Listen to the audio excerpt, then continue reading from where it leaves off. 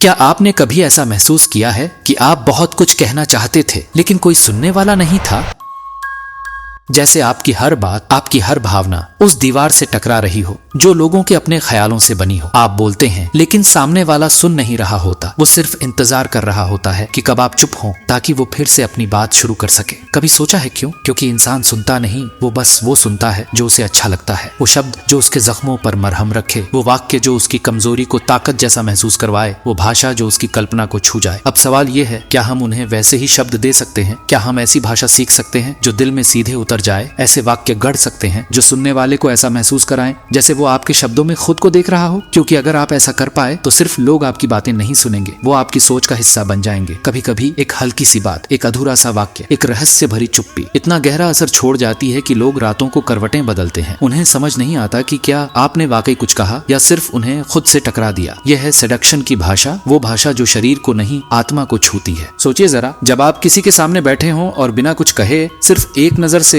एक छोटी सी मुस्कान से या एक अधूरी सी बात से सामने वाला आपके बारे में सोचने लगे, तो क्या ये जादू नहीं है? लेकिन ये जादू सिर्फ सुंदर चेहरे या भारी अल्फाज से नहीं होता। ये जादू होता है शब्दों की समझ से। वो समझ जो जानती है कि कब बोलना है और कब चुप रहना है। वो कला जो ये पहचानती है कि सामने वाला क्या सुनना चाहता है, न कि आप क्या कहना चाहते हैं। लेकिन एक खतरा भी है। बहुत से लोग सोचते हैं कि अगर भाषा को सजाया जाए, अगर भारी भरकम शब्दों का इस्तेमाल किया जाए तो बात में वजन आ जाता है। पर हकीकत ये है, जब आप जरूरत से ज्यादा बोलते हैं तो सामने वाला सुनना बंद कर देता है। कभी कभी कम शब्द ज्यादा असर करते हैं। सेडक्शन की भाषा कोई कविता नहीं, ये एक भावनात्मक गणित है। आपको हर शब्द से पहले सोचना होता है, क्या ये शब्द उसे महसूस करवा पाएगा जो मैं करवाना चाहता हूँ? अब सोचिए, क्या आप चाहते हैं कि लोग सिर्फ आपकी बातें सुने, या आप चाहते हैं कि लोग आपके शब्दों में खो जाएं? क्या आप चाहते हैं कि आपकी बातें एक बातचीत बने, या आप चाहते हैं कि वो एक एहसास बन जाए? अगर हाँ, तो इस वीडियो को अंत तक देखिए, क्योंकि आज हम सीखेंगे कैसे शब्दों से किसी के दिल और दिमाग को बांधा जा सकता है, कैसे चुप्पी को भी एक भाषा की तरह इस्तेमाल किया जा सकता है, कैसे आप अपने शब्दों से किसी की सोच, उसकी भावनाओं और यहाँ तक कि उसके निर्णय तक को छू सकते हैं। इस वीडियो में हम बात करेंगे उस भाषा की जो सिर्फ सुनी नहीं जाती, महसूस की जाती है, उस चुप्पी की जो सबसे ऊंची आवाज से भी ज्यादा बोलती है, और उस कला की जिससे आप किसी के दिल में छुपे डर, छुपे सपनों और अधूरे एहसासों तक पहुंच सकते हैं। तो अगर आप भी सीखना चाहते हैं कैसे बनाएं अपने शब्दों को एक हथियार, कैसे बनाएं अपनी चुप्पी को एक जादू, और कैसे बनाएं अपनी मौजूदगी को एक रहस्य जिससे लोग खुद को रोक ना पाए, तो ये वीडियो आपके लिए है। वीडियो को अंत तक जरूर देखें, और अगर आप इस रहस्यमयी कला में पारंगत होना चाहते हैं तो वीडियो को लाइक कीजिए, शेयर कीजिए और चैनल को सब्सक्राइब करना मत भूलिए, क्योंकि आगे आने वाले हिस्सों में हम खोलेंगे सेडक्शन की भाषा के असली रहस्य। क्योंकि दोस्त, कभी कभी सबसे खतरनाक बात वो होती है जो कहीं ही नहीं जाती। अब शुरू होता है असली खेल, the art of seduction, law of piece.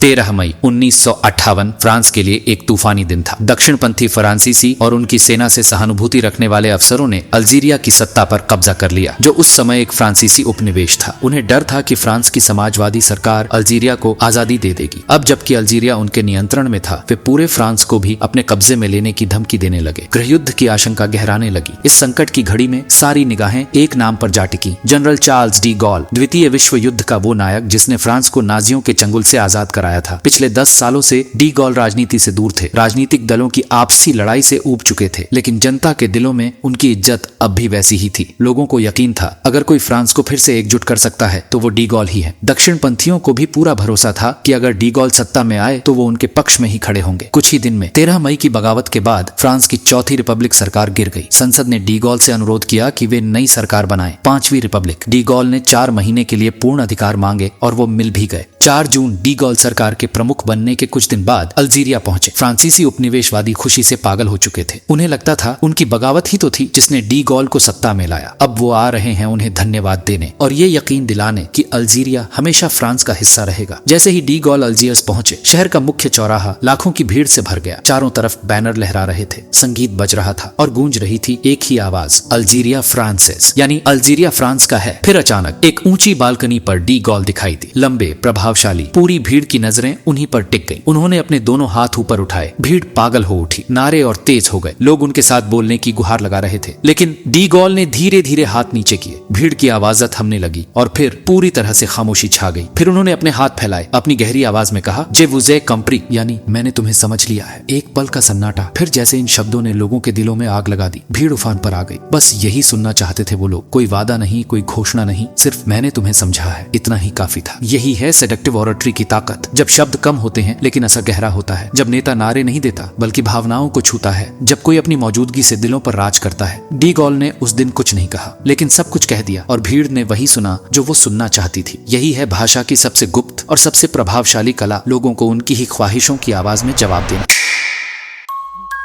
Seductive भाषण। जब शब्द नशा बन जाएं, डी गॉल ने जैसे ही मैंने तुम्हें समझ लिया है कहा, भीड़ उस एक वाक्य में सब कुछ सुन बैठी। लेकिन खेल तो असल में इसके बाद शुरू हुआ। अब उन्होंने फ्रांस की महानता की बात की और भी जोरदार तालियां बजी। फिर कहा, जल्द ही नए चुनाव होंगे और फिर चुने गए प्रतिनिधियों के साथ मिलकर हम बाकी काम देखेंगे। लोगों ने समझा यही तो चाहिए था, एक नई सरकार। भीड़ फिर झूम उठी। इसके बाद डी गॉल ने कहा, हम फ्रांस के समूह में अल्जीरिया के लिए एक स्थान खोजेंगे। ध्यान से देखो, ये कोई ठोस वादा नहीं था, पर शब्द ऐसे चुने गए जैसे उपनिवेशवादियों के पक्ष में ही हो। फिर बोले, पूर्ण अनुशासन चाहिए, बिना शर्त, बिना बहस। अब इस पर कौन सवाल उठाता? हर राष्ट्रवादी के दिल को छू जाने वाले शब्द थे। और अंत में विव ला रिपब्लिक, विव ला फ्रांस, यह वही नारा था जो नाजियों के खिलाफ जंग में गूंजा था। एक भावनात्मक विस्फोट, और पूरी भीड़ ने एक साथ वही दोहराया। भीड़ पागल थी, जुनूनी थी, उनका हीरो उनके साथ खड़ा था, ऐसा उन्होंने सोचा। अगले कुछ दिनों में डी गॉल ने अल्जीरिया के अलग अलग हिस्सों में ऐसे ही भाषण दिए। हर जगह वही नशा, वही जोश, वही भ्रम। लेकिन फिर सच्चाई धीरे धीरे सामने आने लगी। लोगों ने गौर किया। डी गॉल ने कहीं भी यह नहीं कहा कि अल्जीरिया हमेशा फ्रांस का हिस्सा रहेगा, बल्कि उन्होंने तो इशारों में यह भी कहा था कि अरबों को वोट देने का अधिकार मिल सकता है, और शायद उन बागियों को माफी भी जो फ्रांसीसियों को वहां से भगाने के लिए लड़ रहे थे। ये सब बातें उस उत्साह और उत्सव में कहीं खो गई थी। असल में डी गॉल ने उन्हें धोखा दिया था, लेकिन एक ऐसा धोखा जो शब्दों से नहीं, भावनाओं से खेल कर दिया गया था। असली मंशा क्या थी? डी गॉल के लिए अल्जीरिया एक पुरानी कॉलोनी भर थी, जिसकी उसे कोई भावनात्मक परवाह नहीं थी। उसका असली मकसद था फ्रांस को एक आधुनिक ताकत बनाना। वो जानता था कि अल्जीरिया को आजादी देनी ही होगी, लेकिन ये बात सीधे कहने से गृहयुद्ध छिड़ सकता था। इसलिए उसने एक मास्टर प्लान बनाया। भीड़ को तो भावनाओं में बहा दो, वक्त खरीद लो और धीरे धीरे अपनी असली योजना को अंजाम दो। उसका मैंने तुम्हें समझा है का मतलब असल में ये भी हो सकता था, मैं समझता हूँ तुम कितने खतरनाक हो सकते हो। लेकिन एक भीड़ जो पहले से उसकी तरफ झुकी थी, उसने वही सुना जो वो सुनना चाहती थी। डी गॉल ने उन्हें जोड़ा भावनाओं से, दिया सपनों का झांसा, बोला एक ड्रामाई लहजे में, और उनके भीतर एक उन्माद भर दिया। यही है सेडक्टिव ऑरेटरी की ताकत। जब शब्द सच भी होते हैं और फिर भी लोगों को सच का आभास नहीं होता, वो बस वो सुनते हैं जो उनके दिल को सुकून देता है, और आंखें बंद करके तालियां बजाते हैं। और यही डी गॉल का सबसे बड़ा भाषणिक हथियार था। कहना बहुत कम, महसूस करवा देना सब कुछ।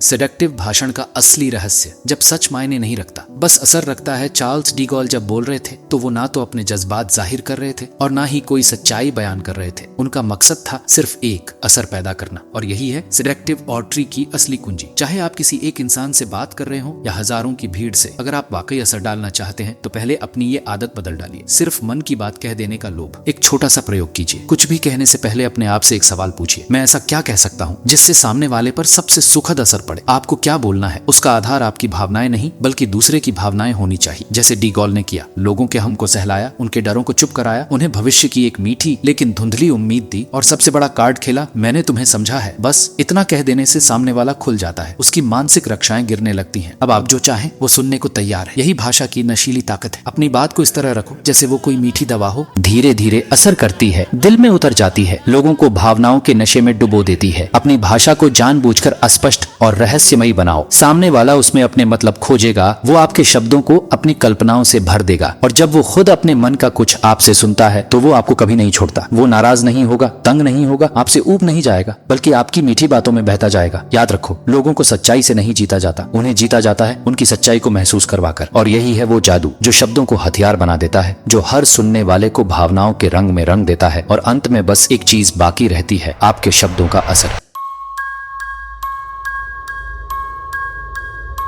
Seductive writing. जब शब्दों से मोहब्बत नहीं मुहर्रम रचा जाता है। 1830 के दशक की एक दोपहर कोपेनहेगन की एक शांत सड़क पर एक आदमी खड़ा था। नाम था जोहान्स। वो अचानक रुक गया क्योंकि उसने एक नाजुक, मासूम और खुद में खोई हुई लड़की को देखा। एक पल के लिए जैसे समय थम गया हो। उसकी आंखों में मासूम जिज्ञासा थी और चाल में एक किताबों जैसी खामोश ख्वाहिश। वो लड़की थी कॉर्डेलिया वॉल, एक शांत पढ़ने लिखने वाली लड़की। अपनी मौसी के साथ रहती थी। कॉर्डेलिया कई अच्छे रिश्तों को पहले ही ठुकरा चुकी थी, लेकिन जोहान्स उसके लिए ये कोई अड़चन नहीं थी, बल्कि एक चुनौती थी। मोहब्बत नहीं, एक शिकार। जोहान्स को यकीन था कॉर्डेलिया के दिल में जरूर कुछ अधूरी कल्पनाएं होंगी, कुछ ऐसे सपने जो उसने अपने उपन्यासों में पढ़े होंगे और जिन्हें वो अपनी जिंदगी में महसूस करना चाहती होगी। तो उसने योजना बनाई। एक दोस्त एडवर्ड के साथ कॉर्डेलिया के घर जाना शुरू किया। एडवर्ड खुद कॉर्डेलिया से प्रभावित था, लेकिन वो बेढंगा, बेतुका और खुद को जरूरत से ज्यादा साबित करने वाला था। जोहान्स ने बिल्कुल उल्टा किया। वो कॉर्डेलिया से जैसे बेपरवाह दिखा और उसकी मौसी से हल्की फुल्की उबाऊ बातें करने लगा। किसानी, मौसम, अखबार की सुर्खियां, कभी कभी थोड़ा दर्शन भी छेड़ता। और तब कॉर्डेलिया की आंखों में एक चमक आ जाती जो वो छिपाने की कोशिश करती, लेकिन जोहान्स की नजर से कुछ छुपा नहीं था। हफ्तों ये खेल चलता रहा। बिना कुछ कहे, बिना सीधे संवाद के एक अदृश्य रिश्ता बन गया था। जहां एडवर्ड बोझ लगता, वहीं जोहान्स एक रहस्य बन चुका था। फिर एक सुबह जब उसे पता था कि मौसी घर पर नहीं है, वो सीधे कॉर्डेलिया के सामने पहुंचा। सीधे, सूखे और बेहद औपचारिक लहजे में शादी का प्रस्ताव दे दिया। कॉर्डेलिया सन्न रह गई। जो आदमी आज तक उससे ठीक से बोला तक नहीं, वो अब उसे जीवन भर के रिश्ते का प्रस्ताव दे रहा था। वो समझ नहीं पाई कि क्या कहे। मौसी के पास भेजा, जिन्होंने, जैसा कि जोहान्स पहले ही जानता था, सहमति दे दी। अगर कॉर्डेलिया साफ इनकार करती तो शायद मौसी मान जाती, लेकिन कॉर्डेलिया चुप रही। अब दिखने में सब बदल गया था। वे मंगेतर थे। जोहान्स अकेले आता, कॉर्डेलिया के पास बैठता, उसका हाथ पकड़ता, उससे बातें करता, लेकिन अंदर से कुछ नहीं बदला। वो अब भी वही सूखा, औपचारिक, दूर दराज इंसान बना रहा। कभी कभी किताबों की बात करता, कॉर्डेलिया का पसंदीदा विषय, लेकिन जैसे ही वो जुड़ने लगती, वो फिर किसी नीरस विषय की ओर मुड़ जाता। ये सब देखकर कॉर्डेलिया अंदर ही अंदर टूटने लगी। वो उम्मीद करती थी मंगनी के बाद वो बदल जाएगा, थोड़ा खुल जाएगा, मोहब्बत जैसा कुछ महसूस होगा, लेकिन नहीं। जब वो बाहर जाते तो वो उसे ऐसे आयोजनों में ले जाता जहां केवल औपचारिकता होती थी, जहां प्रेम नहीं परंपरा होती थी, जहां लोग घरों और भविष्य की बोरिंग प्लानिंग करते थे। क्या यही होता है प्यार? यही होता है रिश्ता? कॉर्डेलिया ने सोचकर उससे कहा, कृपया मुझे इन जगहों पर ले जाना बंद कर दो। वो थक चुकी थी उस भ्रम से जो सुंदर शब्दों और आधे अधूरे इशारों में लिपटा था। Seductive writing. जब शब्द किसी का दिल नहीं, पूरी आत्मा बदल देते हैं। रणभूमि तैयार थी। कॉर्डेलिया उलझन में थी, व्याकुल थी और धीरे धीरे अपने ही मन के जाल में फंस रही थी। और तभी उनकी सगाई के कुछ हफ्ते बाद जोहान्स ने एक चिट्ठी भेजी। उस चिट्ठी में उसने अपने अंतर्मन की गहराइयों को खोला। कहा कि उसे यकीन है वो कॉर्डेलिया से प्यार करता है, लेकिन बात सीधी नहीं थी। वो रूपकों में बोल रहा था जैसे वो सालों से एक लालटेन हाथ में लिए किसी को खोज रहा हो और फिर एक दिन कॉर्डेलिया उसके सामने आ गई हो। रूपक कभी हकीकत में घुल जाते तो कभी फिर से कहानी में बदल जाते। शब्दों में इच्छा की आंच थी, लफ्जों में एक नशा था, लेकिन पूरी चिट्ठी में एक मोहक धुंध थी जो समझ में आने की बजाय महसूस होने के लिए थी। कॉर्डेलिया ने उस चिट्ठी को कई बार पढ़ा, लेकिन वो जान ही नहीं पाई कि उसमें क्या कहा गया है। बस इतना समझ आया, जोहान्स बदल चुका है। अगले दिन उसकी चिट्ठी आई, सीधी, सरल, लेकिन भावनाओं से लबालब। वो हैरान थी, ये जोहान्स के अंदर की दुनिया तो मैंने कभी देखी ही नहीं थी। अब जोहान्स की चिट्ठियां लगातार आने लगी। हर दिन कभी एक, कभी दो, कभी पूरी कविता की तरह, तो कभी सिर्फ एक दो पंक्तियां जिनमें सिर्फ इशारे होते। उन चिट्ठियों में अब पागलपन का एक काव्यात्मक स्पर्श था। वो ग्रीक पौराणिक कथाओं की बातें करता, कॉर्डेलिया को किसी जलपरी से तुलना करता, खुद को एक नदी कहता जिसने किसी कन्या से प्रेम कर लिया हो। मेरी आत्मा सिर्फ तुम्हारी छवि को प्रतिबिंबित करती है, वो लिखता, तुम्हारे सिवा कुछ भी दिखाई नहीं देता। धीरे धीरे कॉर्डेलिया की चिट्ठियों में भी बदलाव आने लगा। वो भी अब कविता जैसी लिखने लगी थी। अनजाने में जोहान्स के शब्द, उसके विचार, उसकी शैली को दोहराने लगी थी। जब वे आमने सामने मिलते वो घबराई हुई सी रहती। जोहान्स अब भी शांत, संयमित, राजसी बना रहता, लेकिन उसे पता था कॉर्डेलिया की नजर में वो अब कोई साधारण पुरुष नहीं था। जब वे बातें करते, कॉर्डेलिया हर शब्द को जैसे संजो कर रखती। वो बार बार उन चिट्ठियों का जिक्र करती, जैसे वो उनके बीच कोई गुप्त संसार बन गई हो। जब वह उसका हाथ पकड़ती तो अब उसे ज्यादा कसकर पकड़ती थी। उसकी आंखों में एक अधीरता थी, जैसे वो चाहती हो कि जोहान्स अब कोई बड़ा कदम उठाए। और जोहान्स अब उसकी चिट्ठियां और भी बदल चुकी थी। छोटी, बार बार आने वाली, ज्यादा भावनात्मक, ज्यादा शारीरिक इशारों से भरी हुई। कभी वो सिर्फ एक लाइन लिख भेजता, कभी किसी पार्टी में उसके ऊन के टोकरे में एक पर्ची डाल देता और फिर देखता कैसे कॉर्डेलिया उसे पढ़ने के लिए भागती है। चेहरा गुलाबी हो जाता है, सांसें तेज। अब उसकी चिट्ठियों में भी एक बेचैनी, एक अस्थिरता दिखने लगी थी। उसने भी एक चिट्ठी में लिखा, ये सगाई जैसी औपचारिकता हमारे प्रेम प्रेम के स्तर से बहुत नीचे है। अब सब कुछ तैयार था। जोहान्स जानता था कॉर्डेलिया अब उसके प्रेम में नहीं, उसकी कल्पना में जी रही थी। अब वो खुद सगाई तोड़ेगी, वो खुद ही किसी एकांत स्थान पर मिलने का प्रस्ताव देगी और वहीं जोहान्स अपनी सबसे निपुण, सबसे गहरी, सबसे सजीव सेडक्शन को पूरा करेगा। यह कोई साधारण प्रेम कहानी नहीं थी, यह थी एक कला, मोहने की, नियंत्रित करने की, बदल देने की। सेडक्टिव राइटिंग केवल भावनाएं व्यक्त करने का माध्यम नहीं है, यह किसी के विचारों को दिशा देने का जरिया है। जब शब्द इतने सुंदर होते हैं कि विरोध का सवाल ही नहीं उठता, तो सामने वाला केवल मानता ही नहीं, खुद उस भ्रम का हिस्सा बन जाता है। और तब प्रेम नहीं होता, बल्कि अधीनता होती है, शब्दों के सामने, भावनाओं के आगे। यही है असली सेडक्शन, जहां मोहब्बत महसूस नहीं होती, बल्कि रची जाती है।